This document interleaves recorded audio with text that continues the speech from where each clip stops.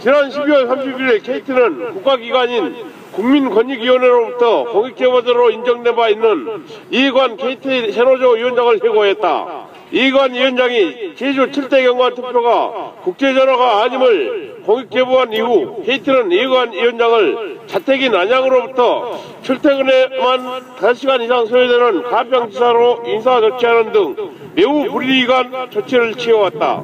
우리는 이번 해고 조치도 그 일환으로 명백히 공익제보에 대한 보복 해고라고 생각한다.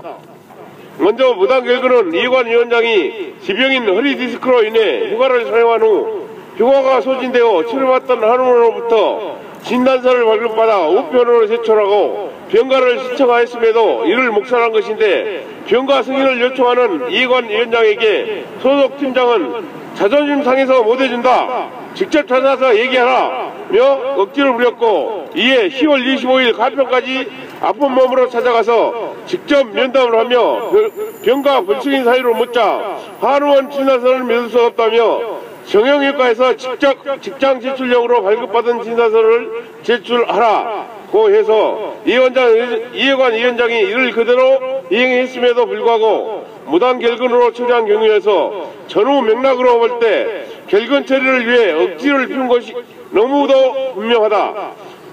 더구나 무단 저택의 경우에는 시민단체의 시상식 참여를 위해 무려 일주일 전 이 사실을 회사에 통보하고 복무협조를 구했음에도 불구하고 아무런 답변이 없어서 거듭 무급 휴가 혹은 조퇴를 해달라고 요구했으나 이 또한 거절하여 불가피하게 시상식 당일인 12월 5일과 6일 업무를 모두 마치고 평소보다 1시간 먼저 퇴근한 것을 무단 조퇴로 처리한 것으로, 이 또한 고적인 징계 구실을 만들기라고 판단하지 않을 수 없다. 공익제보자, 공익제보, 이성철은 퇴진하라. 이성철은 퇴진하라. 제가 병가를 신청할 때 마치 회사는 제가 뭐 이메일로 진단서 한 장 띵 대고 안 나왔다 하는 식으로 해명을 했는데, 세상에 그런 노동자가 어디 있겠어요. 거의 매일 통화했습니다. 병가를 승인해 줄 것을 거의 매일 요구했어요. 그리고 회사가 요구하는 대로 계속 서류를 보완했습니다. 그런데 이 핑계 저 핑계 대면서 끝까지 결근 처리하였고, 대통령 선거가 끝나자마자 12월 20일 날 저한테 징계 통지서를 보냈습니다. 비즈니스 프렌들리를 주장했던 MB 정권 끝나고 어쨌든 보수 세력이 재집권했어요.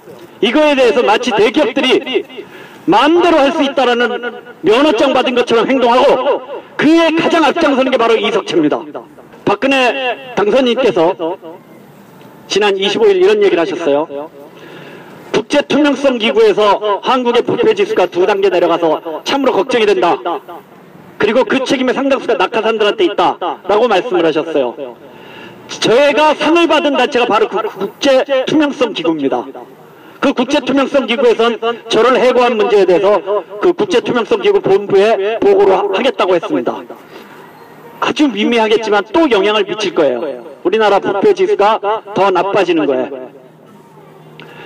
박근혜 당선인이 바로 걱정한 그 단체에서 제가 상을 받았고요. 박근혜 당선인이 그 부패지수가 높아진 거에 상당한 책임이 있다고 지적한 낙하산의 대표가 바로 이석채 씨 아닙니까? 그래서 이 사람을 쫓아내는 것이, 저는 박근혜 당선인, 제가 인수위가 꾸려지는 대로 인수위 앞에서 1인 시위할 생각인데요. 박근혜 후보께서 경제민주화의 의지가 있다면 복잡한 거 할 거 없습니다. 국민을 사기쳐갖고, 국제전화도 아닌 걸 갖고 사기쳐서 요금 폭탄 때리고 그 진실을 알렸다고 노동자에게 보복 해고한 이석채 씨를 바로잡는 것이 경제민주화의 출발이라고 생각합니다. 안 그렇습니까?